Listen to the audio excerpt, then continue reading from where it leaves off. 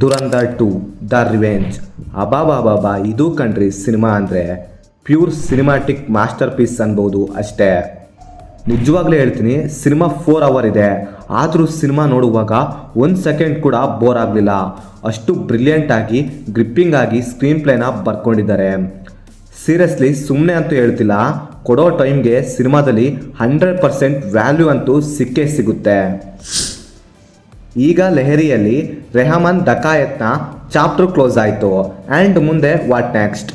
ಈಗ ಹಮ್ಜಾ ಉಳಿದಿರುವವರ ಮೇಲೆ ಹೇಗೆ ರಿವೆನ್ಸ್ ತಗೊತಾನೆ, ಹಾಗೆ ಅವನ ಪಾಸ್ಟ್ ಏನಾಗಿತ್ತು, ಈಗ ಪ್ರೆಸೆಂಟ್ ಏನೆಲ್ಲ ಆಗುತ್ತೆ ಅನ್ನೋದನ್ನು ನೀವು ಸಿನಿಮಾನ ಮಿಸ್ ಮಾಡದೆ ಥಿಯೇಟರ್ನಲ್ಲೇ ನೋಡ್ಬೇಕಂತೀನಿ. ಇನ್ನು ಸಿನಿಮಾದಲ್ಲಿ ನನಗೆ ಪಾಸಿಟಿವ್ ಅನಿಸಿದಂದರೆ ಇಡೀ ಸಿನಿಮಾನೇ ಪಾಸಿಟಿವ್ ಅಂತೀನಿ. ಯಾಕಂದರೆ ಏನು ಬೇಕು ಹೇಳಿ ಸಿನಿಮಾದಲ್ಲಿ? ಹೈ ಆ್ಯಕ್ಷನ್ ಬೇಕಾ, ಹೈ ಎಮೋಷನ್ ಬೇಕಾ, ಅದು ತಗೊಳ್ಳಿ. ಇದು ಸಾಕಾಗಿಲ್ವಾ? ಹೈ ಡ್ರಾಮಾ ಬೇಕಾ, ಹೈ ಲೆವೆಲ್ ಆಗಿರೋ ಟ್ವಿಸ್ಟ್ಗಳು ಬೇಕಾ, ಅದು ತಗೊಳ್ರಪ್ಪ. ಇದೇ ಥರ ಹೇಳ್ತಾ ಹೋದರೆ ಸಿನಿಮಾದಲ್ಲಿ ತುಂಬಾ ಎಲಿಮೆಂಟ್ನ ಕವರ್ ಮಾಡಿದ್ದಾರೆ. ಆ್ಯಂಡ್ ಎಲ್ಲ ಎಲಿಮೆಂಟ್ ಸಿನಿಮಾದಲ್ಲಿ ಪ್ರಾಪರಾಗಿ ವರ್ಕ್ ಆಯಿತು ಅನ್ಬೋದು. ಈ ಥರ ತುಂಬಾ ಎಲಿಮೆಂಟ್ನ ಸಿನಿಮಾದಲ್ಲಿ ತಗೊಂಡು ಬ್ರಿಲಿಯಂಟಾಗಿ ಪ್ರೆಸೆಂಟ್ ಮಾಡಿದ್ದಾರೆ.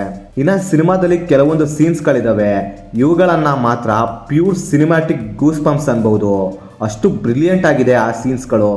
ಹೈ ಪ್ಯಾಕ್ಡ್ ಸೀನ್ಸ್ಗಳಂತಾರಲ್ಲ, ಆ ರೀತಿ ಇರುವಂಥ ಸೀನ್ಸ್ಗಳು.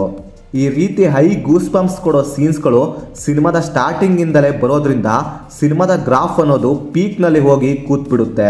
ಸ್ಟಾರ್ಟಿಂಗಿಂದ ಹಿಡಿದು ಕೊನೆ ತನಕ ಹೈ ಗೂಸ್ ಬಂಪ್ಸ್ ಕೊಡೋ ಸೀನ್ಸ್ಗಳು ಬರ್ತಾನೆ ಇರ್ತವೆ. ಆ್ಯಂಡ್ ಆ ರೀತಿ ಬರೋ ಸೀನ್ಸ್ಗಳು ಒಂದಕ್ಕಿಂತ ಇನ್ನೊಂದು ಬ್ರಿಲಿಯಂಟ್ ಆಗಿರುತ್ತೆ. ಅದರಲ್ಲೂ ಸಿನಿಮಾದ ಇಂಟರ್ವಲ್ ಬ್ಲಾಕ್ನಲ್ಲಿ ಬರುವಂಥ ಟ್ವಿಸ್ಟ್ ಏನಿದೆಯಲ್ಲ, ಬ್ರಿಲಿಯಂಟ್ ರೈಟಿಂಗರು, ಸಾಕಾಗಿತ್ತು. ಈ ಸರಿ ಮಾತ್ರ ಸಿನಿಮಾದಲ್ಲಿ ಎಮೋಷನ್ ಅನ್ನೋದನ್ನ ಪರ್ಫೆಕ್ಟ್ ಆಗಿ ಯೂಸ್ ಮಾಡ್ಕೊಂಡಿದ್ದಾರೆ. ನಿಜವಾಗ್ಲೂ ಹೇಳ್ತೀನಿ, ನಾನು ಸಿನಿಮಾ ನೋಡುವಾಗ ಆ ಎಮೋಷನ್ನ ನೋಡಿ ಕನೆಕ್ಟ್ ಆಗೋ ರೀತಿ ಮಾಡಿಬಿಡ್ತು. ಇನ್ನು ಸಿನಿಮಾದ ಸೆಕೆಂಡ್ ಹಾಫ್ನಲ್ಲಿ ಪೊಲಿಟಿಕಲ್ ಡ್ರಾಮಾನ ತಂದು ಸ್ವಲ್ಪ ಇಂಟ್ರೆಸ್ಟ್ನ ಹಾಳು ಮಾಡ್ತಿದ್ದಾರೆ ಅನ್ನೋ ಟೈಮ್ನಲ್ಲಿ ಬೇರೆ ನೆಕ್ಸ್ಟ್ ಚಾಪ್ಟರ್ನ ತಂದು ತುಂಬ ಚೆನ್ನಾಗಿ ಹ್ಯಾಂಡಲ್ ಮಾಡಿದ್ದಾರೆ ಅನ್ಬೋದು.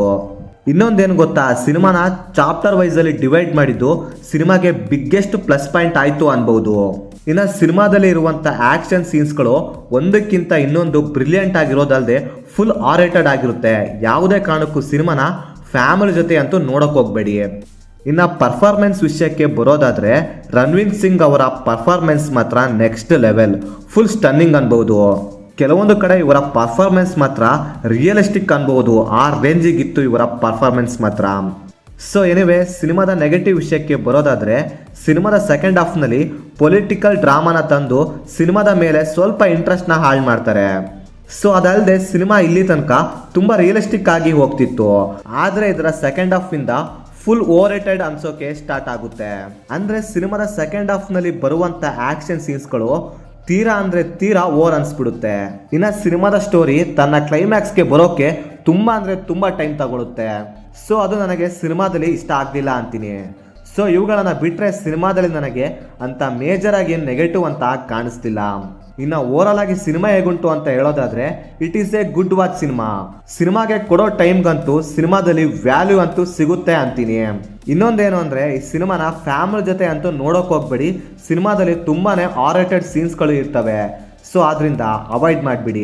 ಸೊ ಇದಾಗಿತ್ತು ಫ್ರೆಂಡ್ಸ್, ನಾನು ಈ ದುರಂಧರ್ ಮೂವಿ ನೋಡಿದ್ದಾದ್ಮೇಲೆ ನನಗನ್ಸಿದಂಥ ಒಪಿನಿಯನ್. ನೀವೇನಾದರೂ ಆಲ್ರೆಡಿ ಸಿನಿಮಾ ನೋಡಿದರೆ ನಿಮಗೇನಿಸ್ತು ಅಂತ ಕೆಳಗಡೆ ಕಮೆಂಟ್ ಮಾಡಿ ತಿಳಿಸಿ. ಮತ್ತೆ ಬೇರೆ ವಿಡಿಯೋದೊಂದಿಗೆ ಆದಷ್ಟು ಬೇಗ ಸಿಗುವ. By friends.